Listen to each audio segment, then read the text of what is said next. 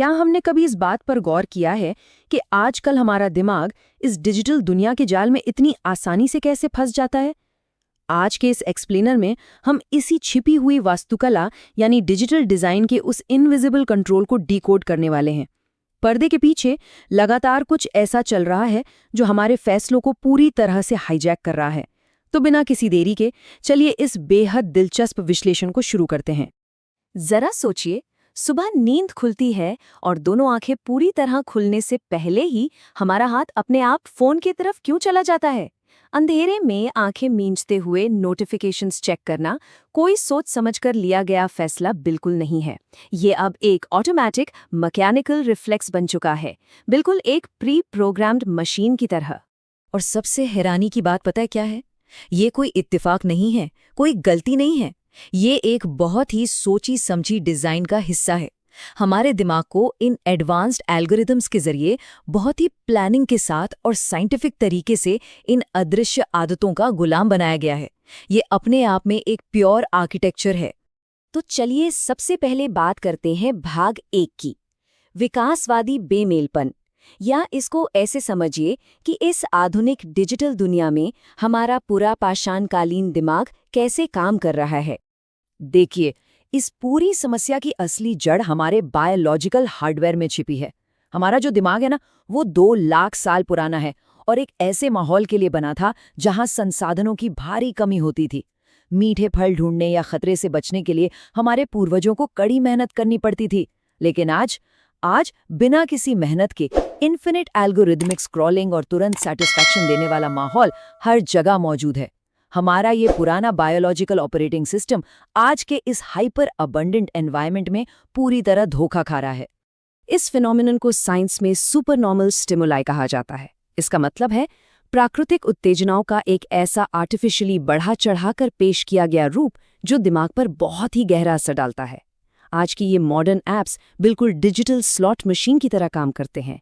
ये हमारे दिमाग की उस पुरानी सोशल वैलिडेशन की ज़रूरत को हाईजैक कर लेते हैं। दिमाग को लगता है कि उसे कुछ बहुत ज़रूरी मिल रहा है, जबकि असल में वो सिर्फ एक एल्गोरिदम में फंसा हुआ है। चलिए अब दूसरे हिस्से की तरफ बढ़ते हैं, तलब का रसायन विज्ञान और हमारे सिनैप्स की रीवायरिंग, यानी फिजिकली दिमाग में क्या बदल रहा है। अब दिमाग के अंदर लगातार होने वाले इन केमिकल बदलावों को समझते हैं। डेल्टा फॉस्बी नाम का एक छोटा सा मॉलिक्यूल हमारे दिमाग के रिवॉर्ड पाथवे में बिल्कुल एक मास्टर स्विच की तरह काम करता है।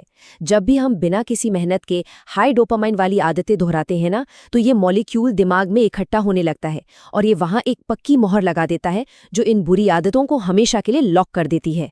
इसके बाद जो हालत पैदा होती है उसे क्लिनिकल लैंग्वेज में हाइपोफ्रंटालिटी कहते हैं। इसमें होता यह है कि दिमाग का वो हिस्सा जो लॉजिक और समझदारी के लिए जिम्मेदार है, यानी प्रीफ्रंटल कॉर्टेक्स, वो धीरे धीरे कमजोर पड़ने लगता है। इसको ऐसे समझिए जैसे किसी समझदार इंसान को गाड़ी की डिग्गी में बंद कर दिया गया हो और गाड़ी का स्टीयरिंग किसी और के हाथ में हो। यही वजह है कि हम कॉन्शियस लेवल पर तो सोना चाहते हैं, लेकिन फिर भी घंटों तक स्क्रीन स्क्रॉल करते रहते हैं। अब आते हैं भाग 3 पर, आधुनिक माइक्रो एडिक्शंस, समाज की वो अदृश्य आदतें जिनके हम शिकार हैं। हमारी समाज ने चुपचाप कुछ ऐसी आदतों को अपना लिया है जो अंदर ही अंदर दिमाग को दीमक की तरह खा रही हैं। यहाँ 3 मेन माइक्रो एडिक्शंस हैं। पहला है आउटरेज एडिक्शन, यानी ऑनलाइन गुस्से और बहस में उलझकर अपनी ईगो को सैटिस्फाई करना। दूसरा है स्यूडो प्रोडक्टिविटी, मतलब असल काम करने के बजाय सिर्फ प्रोडक्टिविटी ऐप्स को सजाते रहना, जो कि और कुछ नहीं बस डोपामीन पाने का एक दिखावा है। और तीसरा कॉग्निटिव वैक्यूम एडिक्शन, जैसे ही थोड़ी सी शांति या खालीपन मिला, दिमाग घबराने लगता है और हाथ तुरंत फोन निकाल लेता है। तो अब चलते हैं भाग 4 पर। इस अति उत्तेजना की कीमत क्या है? हमारी क्षमताओं का धीमा रिसाव कैसे हो रहा है? जब दिमाग लगातार इस हाइपर स्टिमुलेटेड स्टेट में रहता है तो एनहेडोनिया नाम की एक साइकोलॉजिकल स्टेट बन जाती है। अगर इसे आसान भाषा में कहें तो दिमाग का बेसलाइन डोपामाइन लेवल इतना नीचे गिर जाता है कि असली दुनिया के आम अनुभव पूरी तरह से फीके, उबाऊ और बेरंग लगने लगते हैं। बाहर घूमना या दोस्तों से बात करना अब काफी नहीं लगता। थोड़ा सा भी मजा महसूस करने के लिए उन चमकती हुई स्क्रीन्स की जरूरत पड़ने लगती है। और इसका सबसे बड़ा नुकसान पता है क्या है? रचनात्मक यानी क्रिएटिव गहराई का खत्म हो जाना। लगातार होने वाले इस डिजिटल डिस्ट्रैक्शन की वजह से हमारा दिमाग हमेशा सतह पर ही अटका रह जाता है, बिना किसी रुकावट के गहराई से सोचने का वक्त ही नहीं मिलता। और इसका नतीजा ये होता है कि अपना खुद का कोई बेहतरीन आर्ट या बिजनेस बनाने के बजाय लोग सिर्फ दूसरों का कंटेंट देखने वाले दर्शक बनकर रह जाते हैं। तो अब सवाल उठता है, इसका समाधान क्या है? भाग 5, न्यूरो रिहा प्रोटोकॉल और अपनी संप्रभुता यानी अपना कंट्रोल वापस पाना। इस टूटे हुए रिवॉर्ड पाथवे को ठीक करने के लिए 3 ठोस कदम उठाना बहुत जरूरी है। पहला स्टेप है रेडिकल आइसोलेशन यानी पूर्ण अलगाव, क्योंकि सिर्फ फोन के आसपास होने भर से हमारा ध्यान भटकता है, इसलिए इसे फिजिकली दूर रखना पड़ेगा। दूसरा है अर्ज सर्फिंग। जब भी फोन उठाने की तलब उठे, रिएक्ट करने के बजाय सिर्फ 10 मिनट इंतजार कीजिए। यह तलब बिल्कुल एक लहर की तरह होती है, अगर इसे तुरंत फीड न किया जाए तो ये खुद ब खुद शांत हो जाती है। और तीसरा स्टेप है शांति को वापस लाना, जिससे दिमाग के डिफ़ॉल्ट मोड नेटवर्क का पुनर्निर्माण हो सके। इसका पूरा मतलब सिर्फ इतना है कि जानबूझकर थोड़ी बोरियत बर्दाश्त करना सीखें, जैसे कार में बिना म्यूजिक के बैठना या पैदल चलते वक्त कोई पॉडकास्ट न सुनना। ये जो खाली वक्त होता है ना, इसमें दिमाग को रीसेट होने का मौका मिलता है और धीरे धीरे क्रिएटिविटी वापस आने लगती है।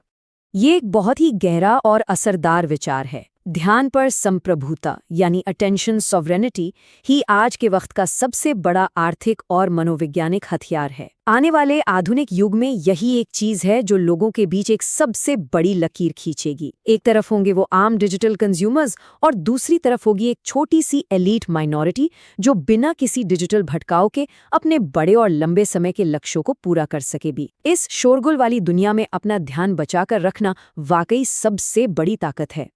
इस एक्सप्लेनर को खत्म करते हुए एक बहुत ही जरूरी और विचारोत्तेजक सवाल सामने आता है। क्या हम खुद प्रोग्रामर हैं या हम वो हैं जिन्हें प्रोग्राम किया जा रहा है? हमारी चेतना और हमारे दिमाग की असली चाबी आखिर किसके हाथ में है? अगली बार जब हाथ अपने आप स्क्रीन की तरफ बढ़े तो इस बात पर विचार जरूर कीजिएगा। इस चर्चा का पूरा मकसद ही इसी अदृश्य नियंत्रण को आपके सामने लाना था। इस एक्सप्लेनर में हमारे साथ जुड़ने के लिए बहुत बहुत धन्यवाद और इस विषय पर गहराई से सोचना मत भूलिएगा।